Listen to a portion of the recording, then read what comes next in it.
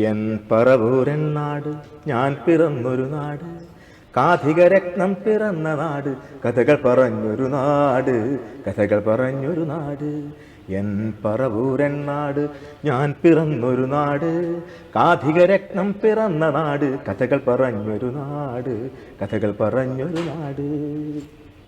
ഇന്ന് എന്നോടൊപ്പം സിനിമാല എന്ന പ്രോഗ്രാമിലൂടെ ഏറെ പ്രശസ്തനായ കലാകാരൻ, നിരവധി അനവധി മലയാള ചലച്ചിത്രങ്ങളിലൂടെ തൻ്റെ സാന്നിധ്യം അറിയിച്ചു. നമുക്കേറെ സ്നേഹത്തോടെ സ്വാഗതം ചെയ്യാം വിനോദ് കെടാമംഗലം. ഇപ്പോൾ സാധാരണ മിമിക്രിക്കാരൊക്കെ സിനിമാ നടൻ അല്ലെങ്കിൽ വേറെ ഏതെങ്കിലും മേഖലയിലേക്ക് പോകുമ്പോഴാണ് വിനോദ് നേരെ തിരിച്ച് മ്യൂസിക് ഡയറക്ഷൻ, അതുപോലെ തന്നെ ആൽബങ്ങൾ ഡയറക്റ്റ് ചെയ്യുന്നു. പാട്ട് വലിയ ഇഷ്ടമാണ്. ഓക്കെ, പാട്ടിൻ്റെ പ്രാന്തനാണ്. പഠിച്ചിട്ടൊന്നുമില്ല, ഇല്ല. സംഗീതം എന്ന് പറഞ്ഞാൽ നമ്മളവിടെ വീഴും. ജന്മന പാട്ടിനോട് വലിയ താല്പര്യം ഇഷ്ടമാണ്. എൻ്റെ അമ്മാവനൊരു മ്യൂസിക് ഡയറക്ടറാണ്, സിദ്ധാർത്ഥ വിജയൻ. പിന്നെ അറിയാം, മണിച്ചാൻ്റെ പാട്ടുകളൊക്കെ ചെയ്ത് അദ്ദേഹം ഇന്നില്ല. അപ്പോൾ അദ്ദേഹം മ്യൂസിക് ഡയറക്ടറാണ്. അപ്പോൾ സ്വാഭാവികമായിട്ടും ഞാൻ ഈ മിമിക്രിക്കൊപ്പം തന്നെ ഈ കഥാപ്രസംഗത്തിനും മിമിക്രിക്കും കലോത്സവ വേദിയിൽ ഫസ്റ്റ് വാങ്ങിച്ചിട്ടാണ് നമ്മുടെ തുടക്കം. അതെ. അപ്പോൾ കഥാപ്രസംഗം ചെയ്യുന്ന സമയത്ത് അമ്മാവൻ ഈ ഓർക്കസ്ട്രയൊക്കെ ഇപ്പോൾ പുതിയ പാട്ടുകൾ കമ്പോസ് ചെയ്യുന്നതൊക്കെ അന്ന് തൊട്ട് ഇങ്ങനെ കണ്ട് വലിയ താല്പര്യം. ഓക്കെ. സ്വാഭാവികമായിട്ട് ഒരു പാട്ട് കിട്ടിക്കഴിഞ്ഞാൽ, ഒരു ലിറിക്സ് കിട്ടിക്കഴിഞ്ഞാൽ ചെറിയൊരു ശ്രമം ഞാൻ നടത്തും. പക്ഷെ അതൊന്നും അന്ന് ചെറുപ്പത്തിൽ നടത്തിയെന്ന് മാത്രമേ ഉള്ളൂ. ഓക്കെ. പക്ഷേ ചില പാട്ടുകളൊക്കെ ഞാൻ നന്നായിട്ട് പാടുന്നത് കണ്ടിട്ട് ഒരുപാട് പേര് എന്നെ പറഞ്ഞിട്ട് നന്നായിട്ട് ചെയ്യുന്നതൊക്കെ പറഞ്ഞിട്ടുണ്ട്. പക്ഷേ 2010 സലിംകുമാരേട്ടന് അവാർഡ് കിട്ടി, ദേശീയ അവാർഡ് കിട്ടി. അപ്പോൾ ഞാനിപ്പോഴും ആ വീട്ടിൽ തന്നെ ഇപ്പോഴും അന്ന് നിന്നൊക്കെ എപ്പോഴും ആ വീട്ടിൽ പോവുക. പുള്ളിയായിട്ടുള്ള സലിമേട്ടനായിട്ട് നല്ലൊരു ബന്ധം, നല്ല ബന്ധമുണ്ട്. ഫാമിലിയായിട്ട് ബന്ധവും സലിമേട്ടനായിട്ട് ബന്ധം.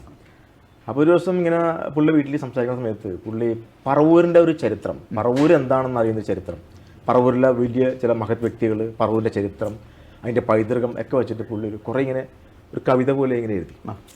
അത് വായിച്ചപ്പോൾ ഞാൻ അത്ഭുതപ്പെട്ടു. കാരണം പുള്ളിയുടെ ഭാഗത്തുനിന്ന് ഞാൻ പ്രതീക്ഷിക്കുന്നില്ല. ഓക്കെ. ഗംഭീരമായിട്ട് മീറ്ററിങ് ഉണ്ട്, അളവുണ്ട്.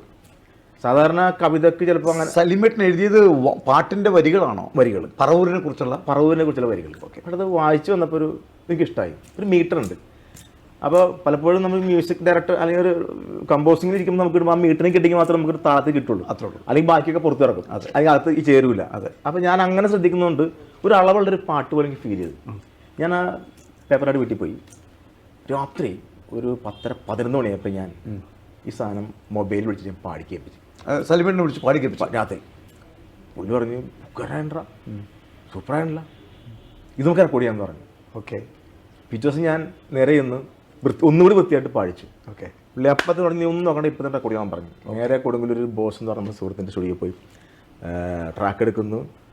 പ്രസാദ് മൂത്തവന്ന് അതിൻ്റെ ഓർക്കസ്ട്ര ചെയ്യുന്നു. ബഷീർ കൊണ്ട് പാടിക്കുന്നു. നമ്മുടെ ഒയ് ബഷീർ പാടുന്നു. അത് കുഴപ്പമില്ലാത്തൊരു പാട്ടായിട്ട് വരുന്നു. ഓക്കെ. അതിനുശേഷം പിന്നീട് അത് നോക്കിയില്ല. പിന്നെ പറവൂരിൻ്റെ ചരിത്രം കുറേ ഷൂട്ടൊക്കെ ചെയ്തിട്ടുണ്ടായി, കുറേ വ്യക്തികളുടെ ഇൻ്റർവ്യൂ ഒക്കെ എടുത്തിട്ടുണ്ടായി. ഓക്കെ. അതിൻ്റെ കൂടെ പാക്കേജായിട്ട് വെച്ചിട്ടുണ്ടായിരുന്നു. പിന്നെ ഒരു സുപ്രഭാതത്തിൽ നമ്മുടെ ഉർവശി തിയേറ്റേഴ്സ് എന്നുള്ള ഏഷ്യാനെറ്റൊരു പ്രോഗ്രാം, അതിൽ ഞാൻ പങ്കെടുക്കുന്നുണ്ട്.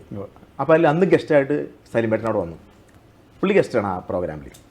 അപ്പോൾ സലിമേട്ടൻ വന്ന ആ പ്രോഗ്രാമിൽ ഞാൻ ഈ പാട്ട് എൻ പറവൂർ എന്നുള്ള പാട്ട് ഞാൻ മ്യൂസിക് ചെയ്ത് ഒയ് ബഷീർ പാടിയ പാട്ട് ഏഷ്യാനെറ്റിൽ ഞാൻ ഈ പാട്ട് അവതരിപ്പിച്ചു. ഓക്കെ.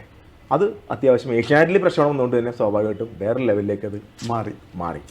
പുള്ളിക്ക് അപ്പോഴാണ് അതിൻ്റെ പ്രാധാന്യം മനസ്സിലായത്. പുള്ളി അപ്പം തന്നെ വീണ്ടും നേരത്തെ ഷൂട്ട് ചെയ്ത സംഭവം എല്ലാം കൂടി എഡിറ്റ് ചെയ്തിട്ട് അത് യൂട്യൂബിലേക്ക് അപ്ലോഡ് ചെയ്തു. അതാണ് എൻ്റെ ആൽബത്തിൻ്റെ തുടക്കം. സലിമേട്ടൻ എഴുതിയ വരികൾ വിനോദ് സംഗീത സംവിധാനം നൽകിയ എൻ പറവൂരിനെ കുറിച്ചുള്ള ആ ഗാനം നമുക്ക് വേണ്ടി ഒന്ന് പാടാം. എൻ പറവൂരൻ നാട് ഞാൻ പിറന്നൊരു നാട്, കാഥികരത്നം പിറന്ന നാട്, കഥകൾ പറഞ്ഞൊരു നാട്, കഥകൾ പറഞ്ഞൊരു നാട്. എൻ പറവൂരൻ നാട് ഞാൻ പിറന്നൊരു നാട്, കാഥികരത്നം പിറന്ന നാട്, കഥകൾ പറഞ്ഞൊരു നാട്, കഥകൾ പറഞ്ഞൊരു നാട്. ഇത് പറവൂരിലെ ആളുകളെ കുറിച്ചുള്ള പാട്ടുകളാണ്. തീർച്ചയായും ബാക്കി വരുന്ന പാട്ടുകളും പേരുകളൊക്കെ തന്നെ ഈ പറയുന്ന സലിമേട്ടൻ്റെ പേരിലുള്ള ആ പാട്ട് എൻ പറവൂർ എൻ നാട് എന്ന് അടിച്ചു കഴിഞ്ഞാൽ നമുക്ക് ആ പാട്ടും കിട്ടും, വിശദമായിട്ട് നമുക്ക് കേൾക്കാൻ സാധിക്കും. ഓക്കെ.